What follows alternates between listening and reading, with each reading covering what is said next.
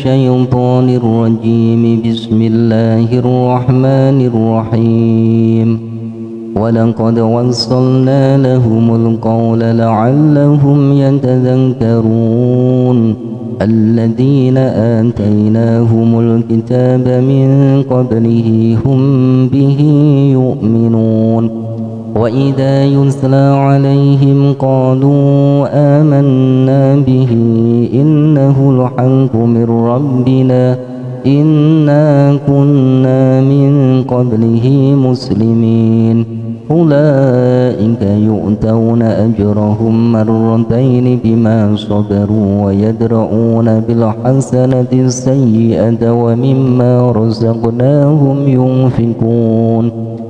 وإذا سمعوا اللغو أعرضوا عنه وقالوا لنا أعمالنا ولكم أعمالكم سلام عليكم لا نبتغي الجاهلين. إنك لا تهدي من أحببت ولكن الله يهدي من يشاء وهو أعلم بالمهتدين. وقالوا إن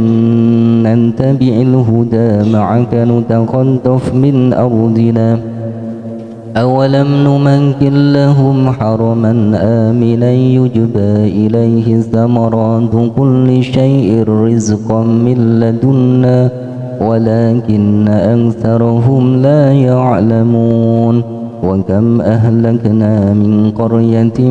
بطرت معيشتها فتلك مساكنهم لم تسكن من بعدهم إلا قليلا وكنا نحن الوارثين. وما كان ربك مهلك القرى حتى يبعث في أمها رسولا يتلو عليهم آياتنا وما كنا مهلك القرى إلا وأهلها ظالمون. وما أوتيتم من شيء فمتاع الحياة الدنيا وزينتها وما عند الله خير وأبقى أفلا تعقلون. أفمن وعدناه وعدا حسنا فهو لاقيه كمن متعناه متاع الحياة الدنيا ثم هو يوم القيامة من المحضرين. ويوم يناديهم فيقول أين شركائي الذين كنتم تزعمون. قال الذين حق عليهم القول ربنا هؤلاء الذين أغويناهم كما غوينا تبرأنا إليك ما كانوا إيانا يعبدون. وقيل ادعوا شركاءكم فدعوهم فلم يستجيبوا لهم ورأوا العذاب لو أنهم كانوا يهتدون. ويوم يناديهم فيقول ماذا أجبتم المرسلين فعميت عليهم الأنباء يومئذ فهم لا يتساءلون. فأما من تاب وآمن وعمل صالحا فعسى أن يكون من المفلحين. وربك يخلق ما يشاء ويختار ما كان لهم الخيارة سبحان الله وتعالى عما يشركون. وربك يعلم ما تكن صدورهم وما يعلنون. وهو الله لا إله إلا هو له الحمد في الأولى والآخرة وله الحكم وإليه ترجعون. قل أرأيتم إن جعل الله عليكم الليل سرمدا إلى يوم القيامة من إله غير الله يأتيكم بضياء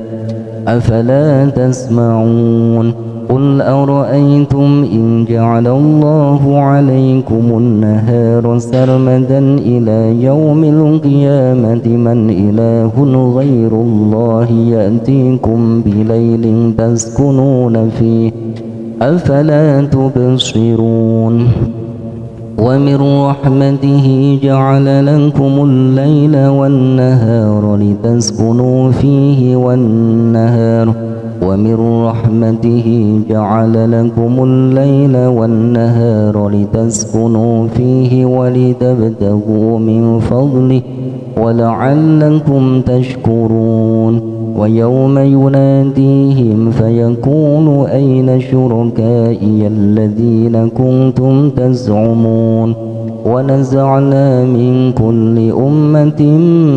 شهيدا فقلنا هاتوا برهانكم فعلموا أن الحق لله وضل عنهم ما كانوا يفترون إن قارون كان من قوم موسى فبغى عليهم وآتيناه من الكنوز ما إن مفاتحه لتنوء بالعصبة أولي القوة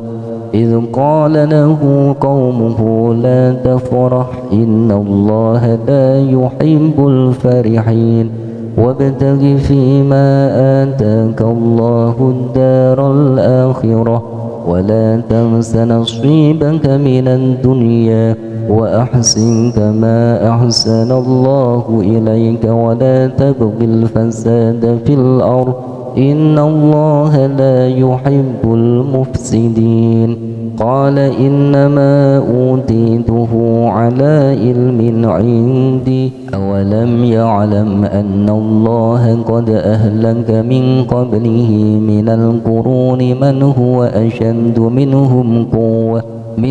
قوة وأكثر جمعا ولا يسأل عن ذنوبهم المجرمون فخرج على قومه في زينته قال الذين يريدون الحياة الدنيا يا ليت لنا مثل ما أوتي قارون إنه لذو حظ عظيم وقال الذين أوتوا العلم ويلكم ثواب الله خير لمن آمن وعمل صالحا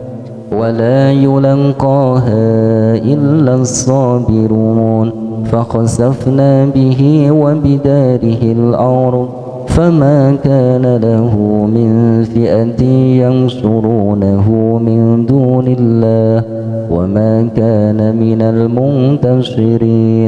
وأصبح الذين تمنوا مكانه بالأمس يقولون ويكأن الله يبسط الرزق لمن يشاء من عباده ويقدر لولا أمن الله علينا لخسف بنا ويكأنه لا يفلح الكافرون تلك الدار الآخرة نجعلها للذين لا يريدون علوا في الأرض ولا فسادا والعاقبة للمتقين من جاء بالحسنة فله خير منها ومن جاء بالسيئة فلا يجزى الذين عملوا السيئات إلا ما كانوا يعملون إن الذي فرض عليك القرآن لرادك إلى معاد قل ربي أعلم من جاء بالهدى ومن هو في ضلال مبين وما كنت ترجو أن يلقى إليك الكتاب إلا رحمة من ربك فلا تكونن ظهيرا للكافرين ولا يصدنك عن آيات الله بعد إذ أنزلت إليك وادع إلى ربك ولا تكونن من المشركين ولا تدع مع الله إلها آخر لا إله إلا هو كل شيء هالك إلا وجهه له الحكم وإليه ترجعون بسم الله الرحمن الرحيم ألف لام ميم أحسب الناس أن يتركوا أن يقولوا آمنا وهم لا يفتنون ولقد فتنا الذين من قبلهم فليعلمن الله الذين صدقوا وليعلمن الكاذبين أم حسب الذين يعملون السيئات أن يسبقونا ساء ما يحكمون من كان يرجو لقاء الله فإن أجل الله لآت وهو السميع العليم ومن جاهد فإنما يجاهد لنفسه إن الله لغني عن العالمين والذين آمنوا وعملوا الصالحات لنكفرن عنهم سيئاتهم ولنجزينهم أحسن الذي كانوا يعملون ووصينا الإنسان بوالديه حسنا وإن جاهداك لتشرك بي ما ليس لك به علم فلا تطعهما إلي مرجعكم فأنبئكم بما كنتم تعملون والذين آمنوا وعملوا الصالحات لندخلنهم في الصالحين ومن الناس من يقول آمنا بالله فإذا أوذي في الله جعل فتنة الناس كعذاب الله ولئن جاء نصر من ربك ليقولن إنا كنا معكم أوليس الله بأعلم بما في صدور العالمين وليعلمن الله الذين آمنوا وليعلمن المنافقين وقال الذين كفروا للذين آمنوا اتبعوا سبيلنا ولنحمل خطاياكم وما هم بحاملين من خطاياهم من شيء إنهم لكاذبون وليحملن أثقالهم وأثقالا مع أثقالهم وليسألن يوم القيامة عما كانوا يفترون ولقد أرسلنا نوحا إلى قومه فلبث فيهم 1000 سنة إلا 50 عاما فأخذهم الطوفان وهم ظالمون فأنجيناه وأصحاب السفينة وجعلناها آية للعالمين وإبراهيم إذ قال لقومه اعبدوا الله واتقوه ذلكم خير لكم إن كنتم تعلمون إنما تعبدون من دون الله أوثانا وتخلقون إفكا إن الذين تعبدون من دون الله لا يملكون لكم رزقا فابتغوا عند الله الرزق واعبدوه واشكروا له إليه ترجعون وإن تكذبوا فقد كذب من قبلكم وما على الرسول إلا البلاغ المبين أولم يروا كيف يبدئ الله الخلق ثم يعيده إن ذلك على الله يسير قل سيروا في الأرض فانظروا كيف بدأ الخلق ثم الله ينشئ النشأة الآخرة إن الله على كل شيء قدير يعذب من يشاء ويرحم من يشاء وإليه تقلبون وما أنتم بمعجزين في الأرض ولا في السماء وما لكم من دون الله من ولي ولا نصير والذين كفروا بآيات الله ولقائه أولئك يئسوا من رحمته وأولئك لهم عذاب أليم فما كان جواب قومه إلا أن قالوا اقتلوه أو حرقوه فأنجاه الله من النار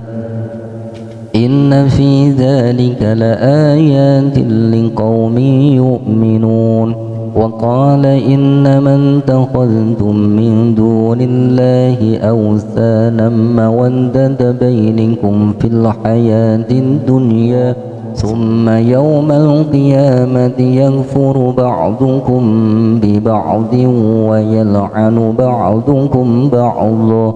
ومأواكم النار وما لكم من ناصرين فآمن له لوط وقال إني مهاجر إلى ربي إنه هو العزيز الحكيم ووهبنا له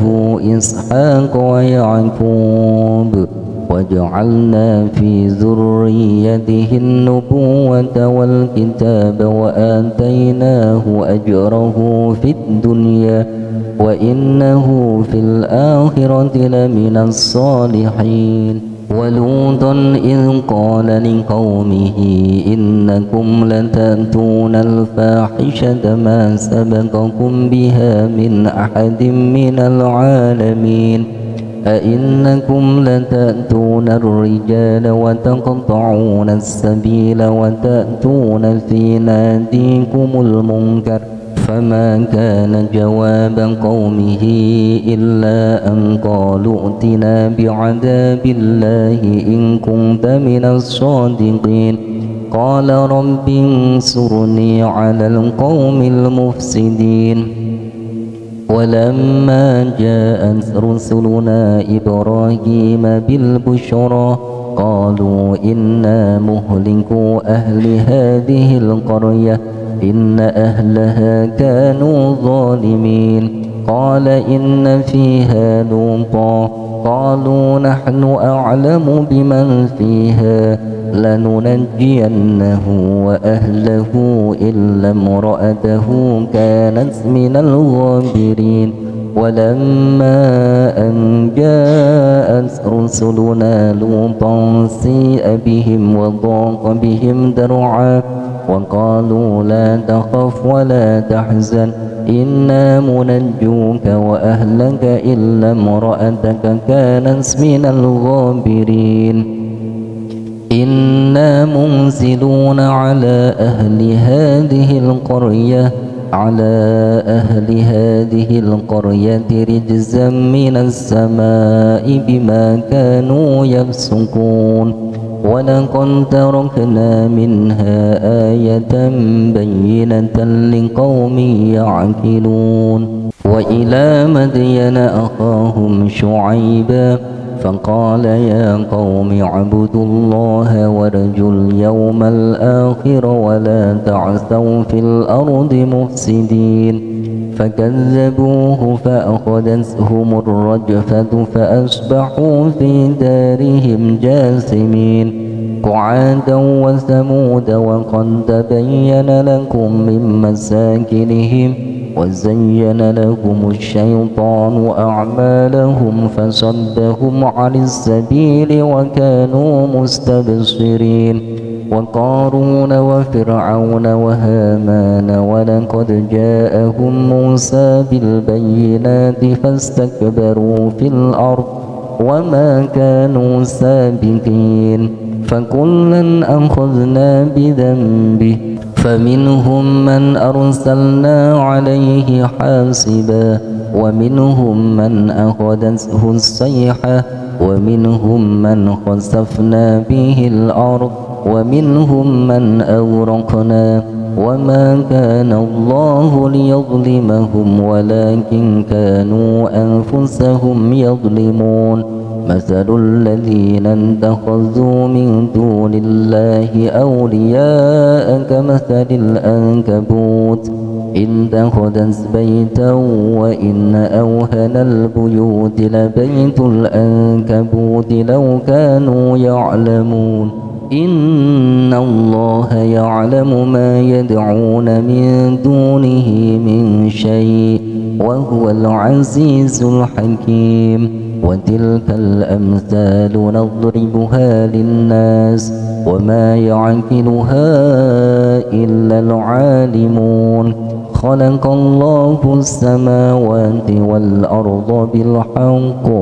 إن في ذلك لآية للمؤمنين أتل ما أوحي إليك من الكتاب وأقم الصلاة إن الصلاة تنهى عن الفحشاء والمنكر ولذكر الله أكبر والله يعلم ما تصنعون صدق الله العظيم.